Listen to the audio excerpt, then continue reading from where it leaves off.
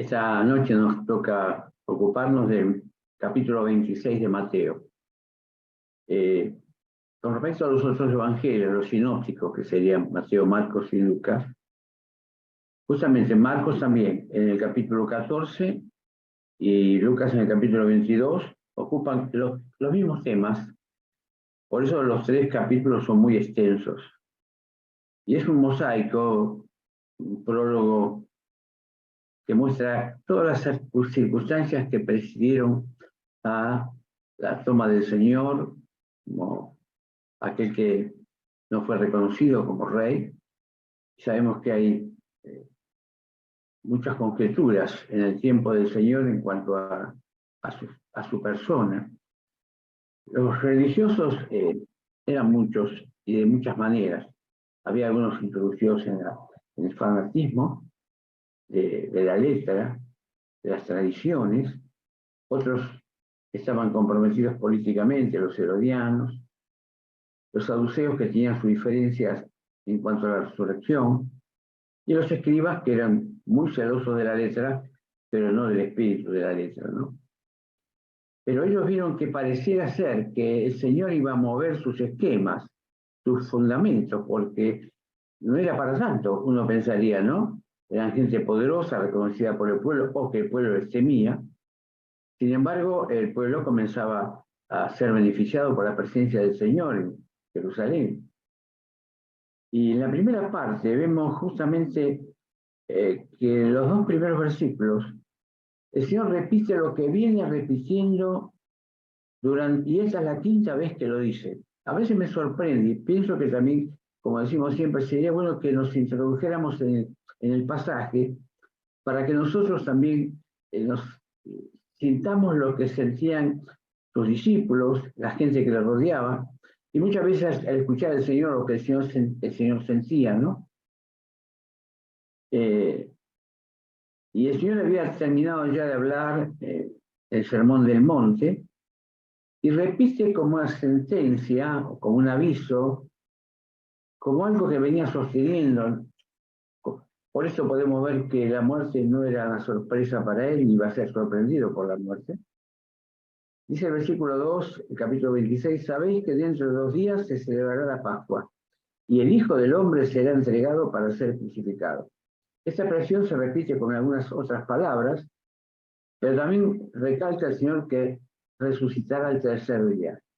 Ahora, una vez tiende a juzgar, ¿cómo es posible que los discípulos, en una expresión tan altisonante, quiero decir, diferente al mensaje que siempre el Señor traía, que era de bendición, de vida, de esperanza, de milagros, ellos no percataran que el Señor hablando de sí mismo, hablaba de que iba a ser tomado, sufriendo la muerte, y también luego, sin embargo, había una esperanza de triunfo en su resurrección. Bueno, quizás el Espíritu de Dios no lo permitía a fin de que no se entorpeciera su camino a la cruz, como Pedro quiso intentarlo, ¿no es cierto? Pero paralelamente, los religiosos de la época tuvieron un consejo para prender con engaño a Jesús y matarle. Esto es algo que nos sorprende. No sé si habrían matado a otros que fueron como unos líderes religiosos. Lo que pasa es que no hay duda que ellos presentían que había algo diferente en la vida del Señor Jesús, por los milagros, por sus palabras, su enseñanza y sobre todo su valentía. Nadie se había animado a meterse en el templo y arrojar a los mercaderes diciéndoles que habían convertido la casa de su padre en cueva de ladrones. Por supuesto que esas palabras llegaban hasta los religiosos, que eran los que lo permitían, y seguramente tendríamos, como decimos ahora, algún retorno de las ventas de todo lo que se vendía y se cambiaba de dinero en aquel lugar. Y lo querían hacer con astucia, no durante la fiesta, que había mucha gente de visita, eran miles y miles que venían de todos lados, como hoy quizás no sea así en Israel, pero sí vemos que sucede mucho en el pueblo musulmán, que se desplazan muchísimos para la Meca u otros lugares de reunión. Y sin embargo, de allí, con esa mini presentación, el Señor se dirige a Betania. Y allí está en casa de Simón el leproso. Es bueno recordar que el leproso, si estaba en su casa, le había quedado el estigma de cuando estaba leproso. No podía estar en su casa ni recibir a nadie si no estaba curado. Pero le quedó a Simón el leproso, como a veces quedan algunos estigmas y apodos a la gente por ciertas circunstancias que haya vivido en su vida. Y aquí viene María de Betania. A veces hay un poco de confusión, no importa en cuanto a eso, pero las dos experiencias son ciertas, si no es la misma, que vino ungida al Señor con un perfume de alto precio. Algunos comentaristas piensan que el precio de ese perfume, yo creo que es más, era el valor de las piezas que le entregaron, a las 10 dracmas que le entregaron a, a Judas, ¿no es cierto? Y ellos le dieron esas 30 piezas de plata. Puede ser, no tiene importancia en sí mismo, a no ser que tenga algún contenido muy profundo que uno no llega a ver. Pero ella derramó aquel ungüento sobre la cabeza del Señor. No recuerda el caso en que una mujer que era pecadora, por eso se cree que es otra circunstancia, que había entrado el Señor también a casa de un fariseo, observaba que ella le estaba orando a sus pies, llorando a sus pies, regando con lágrimas sus pies, poniéndole perfume y enjugándolo con su cabello. Y aquel hombre dijo, si supiera qué clase de mujer es la que le toca, que es pecadora. Él había sido invitado a la casa precisamente para indagar y descubrir a ver qué tipo de personaje era el Señor Jesús, y llegaba a ser del nivel de un profeta, porque ya hacía milagros y señales. Pero acá el tema es otro. Allá en el Señor, en otro episodio, hay una enseñanza de señalar lo que la mujer hizo que no hizo el anfitrión de la casa. En ese caso son los discípulos quienes hacen el comentario. Un comentario desubicado y egoísta por otro lado, y quizás con cierto, si esas palabras también estaba involucrado Judas, con cierta intención, ¿no es cierto? Que ese era un perfume muy caro, lo habrán sentido el aroma, que podía haberse vendido a los pobres, y vendido y dado a los pobres. Y qué buena enseñanza la del Señor que nos llega hasta ahora, ¿no? Pobres tendréis siempre, pero yo no estaré con vosotros. O sea, el Señor ya estaba anticipando su partida y tampoco ellos cayeron en cuenta de que el Señor estaba hablando de que iba a ser muerto pronto, ¿no? Pero también señala lo importante de ese pequeño gesto que iba a ser proyectado en el tiempo. Que cada vez que se predique el Evangelio, o las veces que se predique el Evangelio y se toque ese tema, se va a recordar la actitud de aquella mujer, que no considero gastar quizás lo más preciado que ella tenía como valor por el Señor Jesús. Y no importó hacerlo delante de los demás. Pero en ese momento Judas sale. Vemos que acá hay una serie de escenas en este capítulo y algo que sorprende, ¿no? Hay muchos comentarios en cuanto a por qué Judas entregó al Señor Jesús. Y no creemos que haya sido por las monedas, porque fíjese que él no le puso precio, sino le dijo, ¿qué me queréis dar si yo os entrego a él? Y designaron 30 monedas de plata.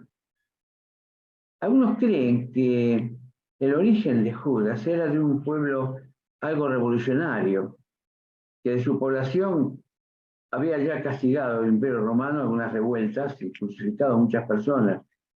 Era un poco revolucionario, aunque aparentemente no lo mostraba, y él quería, en alguna manera, que se prolongara la recepción que el pueblo tuvo en la entrada a Jerusalén, reconociéndole como un rey y recibiéndolo como el Mesías. Y él pensaba, pero no de la manera en que el Señor Jesús había hablado de su reino, sino que iba a ser en forma violenta, con una verdadera revolución. Una cosa inconcebible para que si él conocía lo que era el Imperio Romano, la crueldad que tenía, la fuerza que tenía el Imperio Romano, había soldados por todos lados, y había mismo en el pueblo aquellos que eran traidores al pueblo o comentaban todas las secuencias contrarias al imperio que podía vivir la gente, y seguramente eran gente que estaba comprometida con el imperio, quizás para un beneficio personal o no, para ser un poco más libres. Los publicados tenían esa característica. Pero el Señor inmediatamente, saltando de Betania, les anuncia al Señor que Él preparó ya la Pascua. En otro lugar, en Lucas, vemos que les envía y les da una señal de ver un hombre con un cántaro sobre sus hombros, que lo sigan y va a haber un lugar preparado. El Señor preparó la Pascua, pero por sobre todas las cosas quería Él crear el nuevo vínculo con sus discípulos y con nosotros, que es hacer memoria de Él, con aquellos símbolos tan sencillos, pero permanentes en la historia del cristianismo y del judaísmo, para recordarle al Señor. La última Pascua, sabemos solo qué fue la Pascua, recordar siempre, ustedes saben que los judíos tienen eso, ¿no? Mismo con el holocausto último, ellos dicen que no hay que olvidar lo que fue el holocausto del pueblo judío en la Segunda Guerra Mundial, para que no se repita. Ellos tienen un memorial que realmente recorrerlo es impresionante, algo de escalofriante es, donde se escuchan las voces, o mejor dicho, los nombres de las personas, o testigos, algunos que se libraron de la muerte en los campos de concentración, y en todo lugar siempre hay un memorial de aquella matanza de tantos millones, por los nazis, por supuesto, ¿no? Pero acá estaban recordando ellos ahora, en aquella Pascua, el momento de libertad que tuvieron al salir de Egipto. Ustedes recuerdan, a veces uno también piensa, se pone del otro lado, cuando recorre, mejor dicho, la historia del pueblo de Israel saliendo de Egipto, como dice la palabra, con mano poderosa. Por supuesto, al igual que Abraham, cuando fue llamado, Moisés y el pueblo no sabían a dónde iban. Una tierra prometida, quizás algunos podían ser que habían recibido el mensaje de sus abuelos, de sus padres, pero en 400 años que habían pasado de que ellos habían estado ahí sus antepasados. O sea que, sin embargo, vieron la mano del Señor en la alimentación, en el cuidado, en que no había enfermedades, no había insolaciones, no le faltaba agua, no le faltaba alimento. Y vieron sobre todo algo milagroso al comienzo de la partida, el cruzar el Mar Rojo, y el poder que Dios mostró en la salvación de ellos y en la destrucción del enemigo. También nos asemeja eso a la cruz de Cristo, ¿verdad? Que en esa salvación también muere nuestro viejo hombre, fue crucificado juntamente con el Señor, y ese Mar Rojo es un símbolo también, pensamos, de la sangre del Señor. El Señor instituye la cena del Señor. No quiere decir el Señor ni la palabra que la Pascua terminó. Pienso que nosotros tenemos que recordar siempre la Pascua judía como el poder de Dios manifestado maravillosamente como en ningún otro tiempo. Porque es mover casi a unos hablan de 600.000 habitantes o judíos que partían para la tierra prometida. Y evidentemente había de todas las edades. Recordemos que ellos o lograron que Faraón entregara riquezas, alimentos y algunas riquezas que eran del pueblo de Egipto. Es un poco algo muy sencillo que se dice, muy de paso, pero ellos no saquearon, sino que Dios movió el corazón de Faraón luego de la muerte de su hijo como última plaga. Y el Señor establece la cena. Y aquellos símbolos que recordaban una libertad, ahora van a recordar una muerte que es la muerte del Señor en la cruz, donde su cuerpo va a ser lacerado y su sangre derramada. Y qué interesante es que el Señor dice allí en el capítulo 20, versículo 28, porque esto es mi sangre del nuevo pacto, porque mucho es derramada para la remisión de sus pecados, para el perdón de sus pecados. También dice, comete esto con respecto al pan, que es mi cuerpo.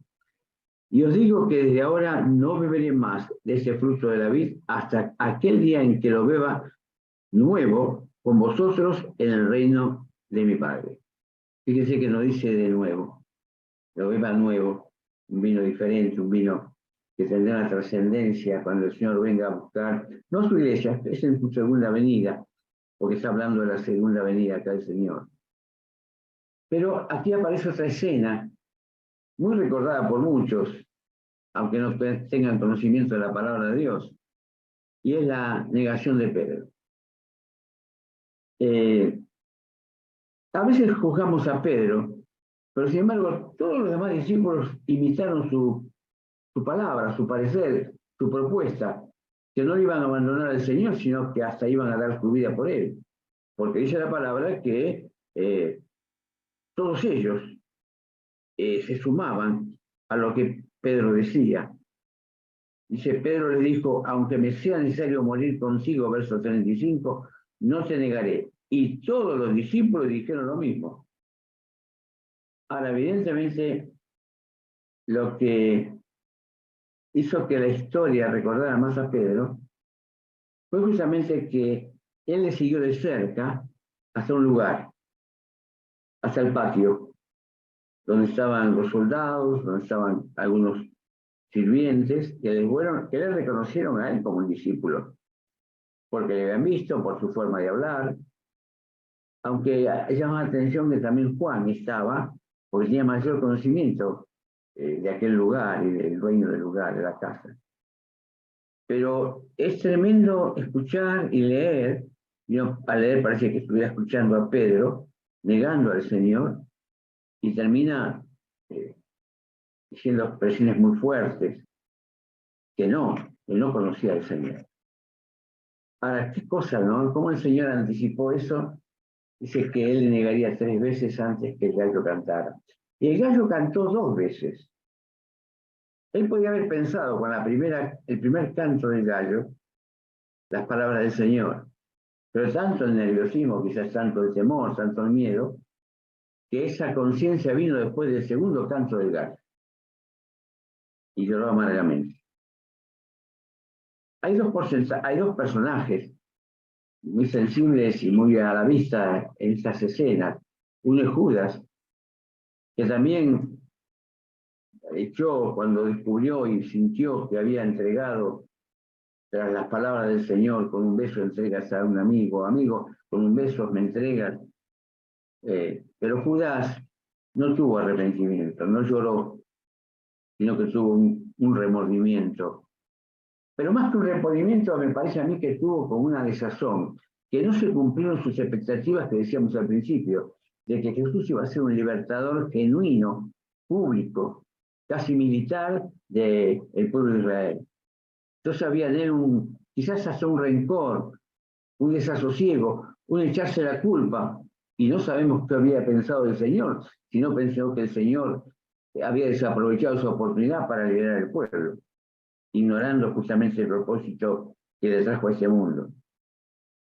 Y luego entramos en una escena diferente. Fíjense, hermanos, pasamos de Betania, de una cena, pasamos al ungüento de esa mujer, pasamos al lugar en Jerusalén donde se iba a celebrar la Pascua, en aquel aposento alto, luego la institución de la cena, la negación de Pedro y también de los otros discípulos. Y el Señor los invita a pasar al Getsemaní, al huerto de los olivos. En otro pasaje encontramos que habiendo cantado el himno, salen ellos hacia el huerto de los olivos, que seguramente hubiera sido, habría sido, un lugar especial del Señor para sobrecogerse y estar en contacto con su Padre. No creo que fuera la primera visita al huerto, sino que era un lugar muy familiar para el Señor especialmente. Ahora, cuando se acerca allí, hay 3 discípulos que habían contemplado al Señor glorificado. ¿Recuerdan? Y son los 3 que él llama más cerca para que le acompañen en ese momento. El Señor siente debilidad en ese momento. Debilidad porque se siente solo. Siente el terror de lo que se avecina, no en el sufrimiento, sino cargar nuestros pecados. El Señor no quería evadir el sufrimiento de la cruz. Él sabía a qué venía. Él venía a poner su vida por nosotros. Él lo sabía. Pero a veces uno piensa humanamente, ¿no? ¿Tendría noción el Señor de lo que sería estar cargando el pecado de todos nosotros? Era completamente algo nuevo para él. Tremendamente nuevo. Yo no quiero decir que el Señor no sabía lo que iba a pasar en cuanto a la carga del pecado, pero es algo sorprendente que el Señor se angustia hasta la muerte. Y hermanos, entró en una depresión espiritual por nuestros pecados.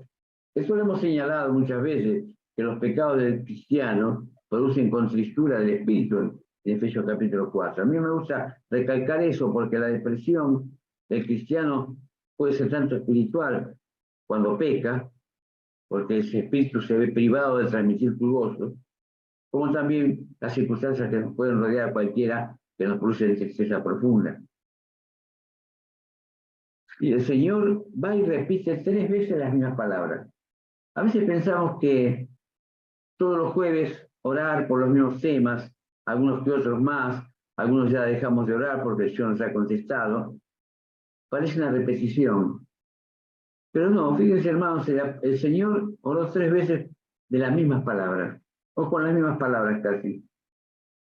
Y creo que Él lo hace como el Señor nos pide que lo hagamos nosotros, para convencernos nosotros de que estamos en sus manos, que hemos puesto el problema en las manos del Señor.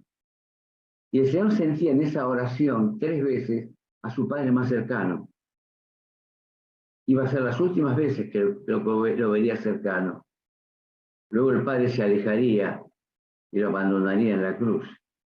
Son cosas que nuestra imaginación vuela, pero no podemos entender el sufrimiento del Señor desde la agonía de Getsemaní hasta su muerte en la cruz. Y en ese momento se acerca Judas al terminar el Señor, y esas palabras que le dice, ¿no?, a sus discípulos que se habían dormido.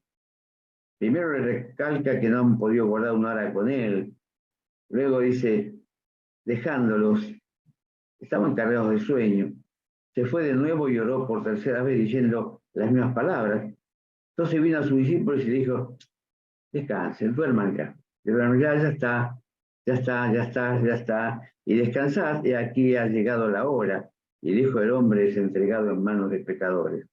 Levantaos, vamos, ver, se acerca el que me entrega. El Señor todo lo sabía, todo lo sabía. Y aquí vemos la traición y el arresto del Señor Jesús. El Señor sabía que estaba aún con poder de clamar por una legiones de ángeles para defenderlo, aunque no hacía falta. En otra porción dice que los que venían a rezar le cayeron de espalda cuando dijo yo soy.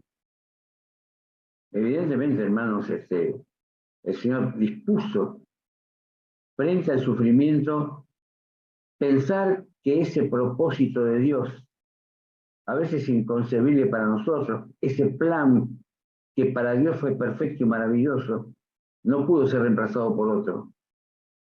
No había legiones de ángeles que pudieran dar su vida para salvarnos, ni todos los ángeles del cielo podrían salvarnos, sino solamente el Hijo de Dios, haciéndose hombre.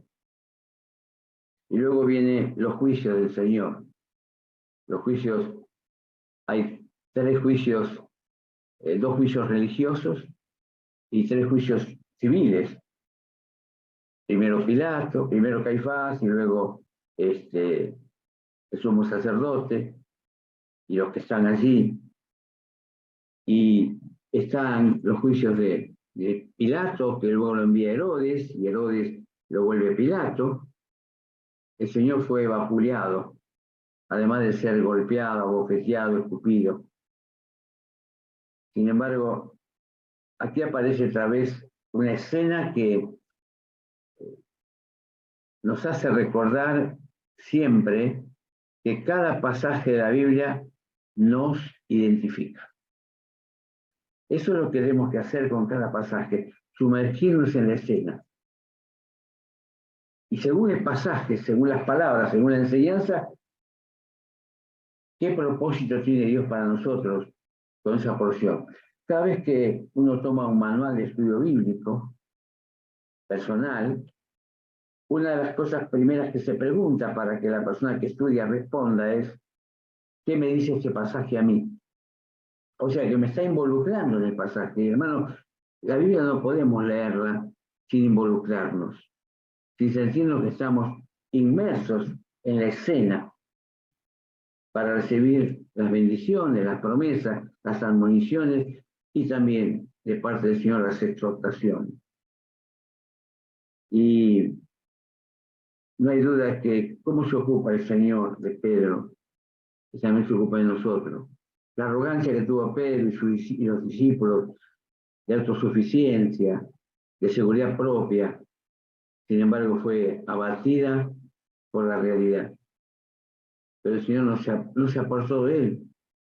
El Señor le esperó hasta después de la resurrección. Y solamente a él. ¿Por qué no habló lo mismo con los demás discípulos?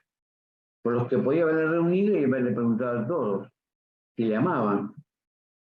Sin embargo, el Señor conocía los corazones y sabía que en un momento Pedro, así como se jugó al sacar la espada y cortar en la oreja a Malco, el siervo del sumo pontífice, él podía haber muerto también ahí.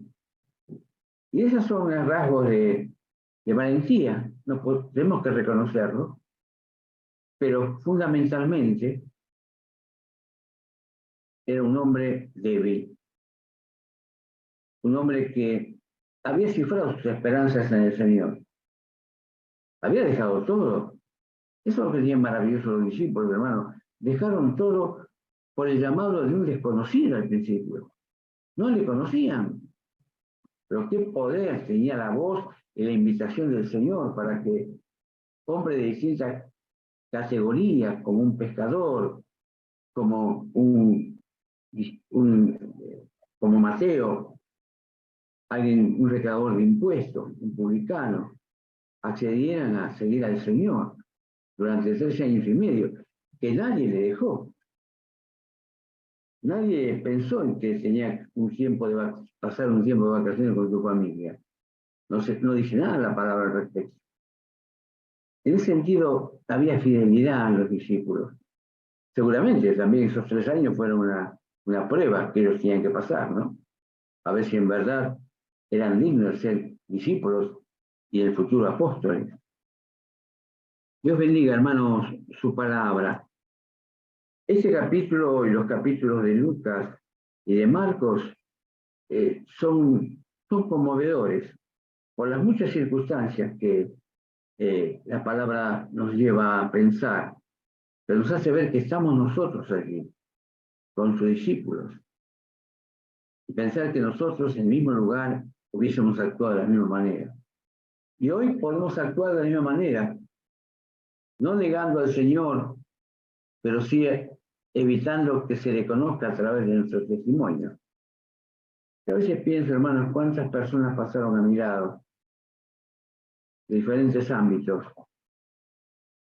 y quizás no oré suficientemente por ellos, ni les insistí con el mensaje del Evangelio. Y hoy ruego a Dios que de otra manera, que en algún otro lugar y con otras personas lleguen a conocer a Cristo. Lleguen a conocer a Cristo. Me ha sorprendido encontrar personas de mi juventud que conocieron al Señor por otro camino.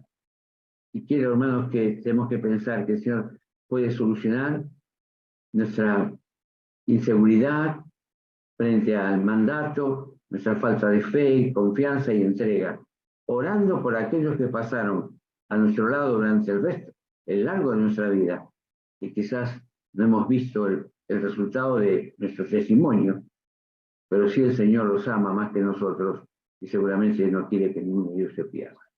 Que el Señor bendiga su palabra.